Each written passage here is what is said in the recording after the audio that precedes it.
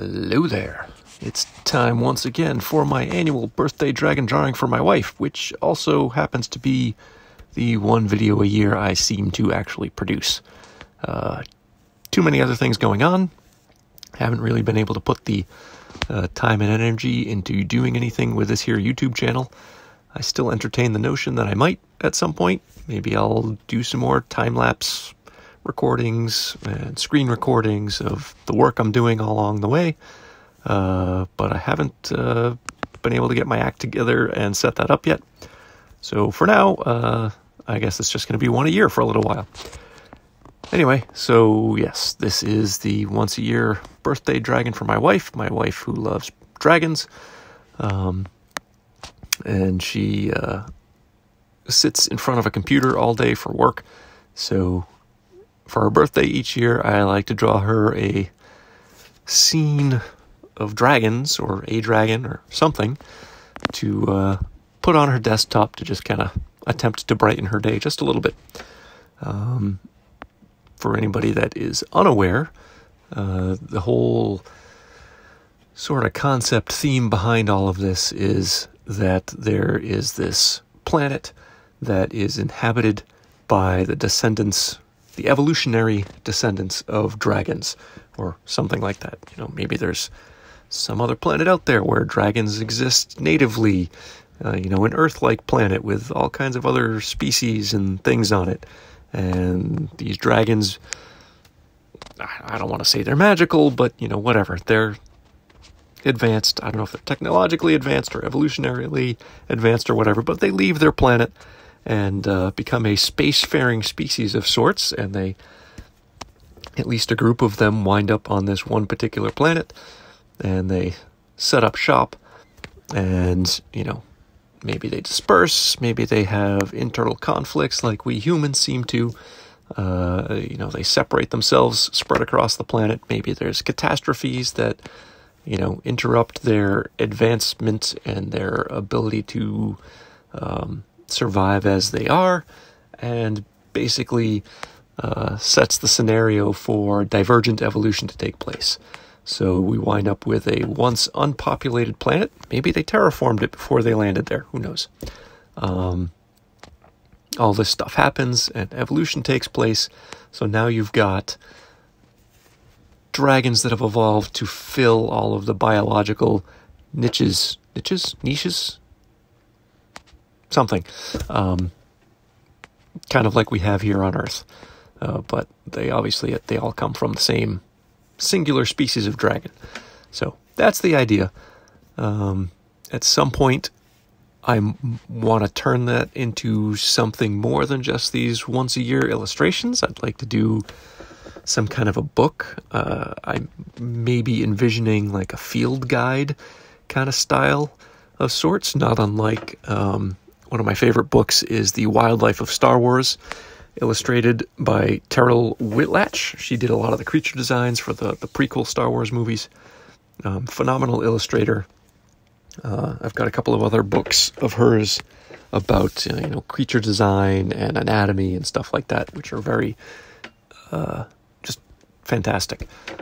But anyway, the Wildlife of Star Wars book is kind of set up like a, you know, an old school Earth field guide where you'd have researchers who were also somewhat, you know, artistically inclined that would go out into the field and they'd observe nature and they'd do all these drawings in their notebook of flora and fauna and, you know, kind of write down notes about what they were observing and how things were interacting and growth and, you know, things of that nature. And I think that was kind of neat. And I think it would be kind of cool to do for this planet idea that I have. Maybe, you know, some other species, maybe it's humans, wind up discovering this planet when we become a spacefaring species. And, you know, researchers travel to this planet and, you know, they start observing and analyzing and categorizing and whatnot. So that is the idea. So far, I'm trying to remember how many years I've been doing this. I've done a more standard flying dragon, I think was the first one. I called it a teal-crested leopard dragon because it had kind of leopard-like coloration and it had a teal crest. Go figure. I did one that was really small, that was like the size of a hummingbird. I did one that was a sea dragon. I did an Arctic dragon, kind of like a polar theme to it. And I did a cat dragon last year. There might be... Oh, and I did a forest dragon. That one was kind of neat. I liked the idea I came up with for that one. But with all of these, one of my challenges is the same challenge I have with every piece of art I create, and that's I'm never happy with it. My own worst critic. So a lot of these that I've already done, I kind of want to go back and do again, which is somewhat of the inspiration behind doing the book, is that it'll give me an opportunity to redraw a lot of these in different scenarios, in different environments, in different poses. I think this one is probably, well, it's certainly the best one technically, I think. And composition-wise, I think it's the most interesting. This one, the idea came to me actually last year. I was trying to come up with what the inspiration for the dragon was last year, and I came down to either a bird dragon or a cat dragon. And I talked to my kids. One of my kids is a major cat lover, used to crawl around meowing all the time, kind of cat lover. So of course, cat dragon was the one that won out. But I still had this idea for a bird dragon. I was kind of thinking, perched on a branch, and I could do something with the scale of it, get some, branches and leaves to indicate that it was smaller than what one would typically assume a dragon, an earth dragon, would be. So once I decided that this year I was going to try that bird dragon, I do what I often do, is I go and I do some Google image searches and try to find some inspiration. And I found this one picture of these really colorful birds. I don't remember what kind of birds they were. They were small, but very colorful, and it was sort of a zoom in. Two of them were already kind of perched on a semi-dead looking branch, and one was coming in, wings spread, feet out, getting ready to land. And it was just a really neat composition, and it really kind of got my imagination going. So that was the inspiration for this one. And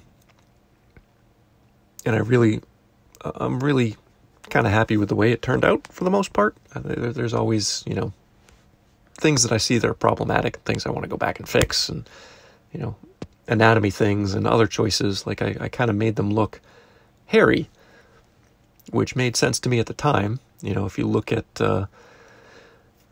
close-up of birds and their non-flight feathers, the way they lay on their bodies, they look hairy in certain lighting and, from certain angles and stuff. We've got macaws, and that's something I've always noticed about them, is their body feathers don't look too different than hair when they're laying flat. And, I've over the years heard things about dinosaurs perhaps having feathers or proto-feathers and what that might look like. And, the downy kind of, I don't even know what that is. Is that a pre-feather? It's not fur that birds have when they first hatch.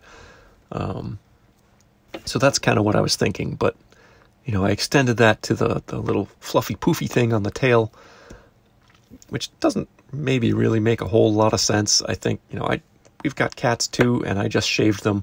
And when I shave them, I leave a little puff ball on the tail. Maybe I had that on the brain. I don't know. So maybe going back into that, maybe I'd turn that little tail puff into some actual feathers. Maybe it would be more batwing-like the wings are. I don't know. But anyway, I really liked the composition I came up with the foreground, midground, and background elements.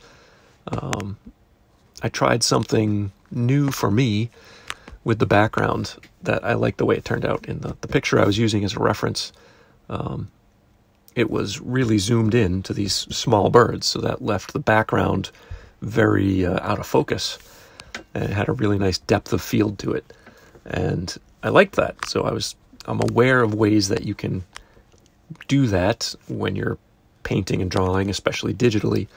So I decided to give it a try. I used one of my custom leaf brushes. I think it was a birch leaf brush that I designed that still doesn't work too well if I'm using it, it without blurring it out like it is in the background. But it actually worked really well in this application. And I I painted in some clumps of leaves, added, a little bit of variation in some, the tones, lighter tones and darker tones to kind of give a little bit of a sense of volume. And then I just used a Gaussian blur and just blurred the heck out of it. Added a couple of little, soft touches of white with an airbrush tool on top.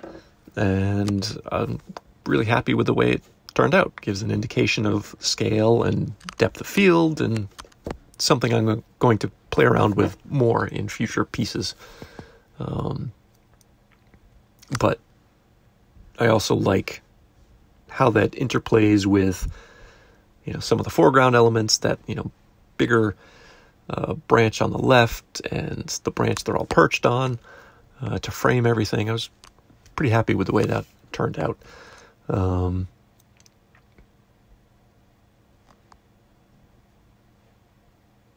There's some dead air for you while I'm trying to collect my thoughts here.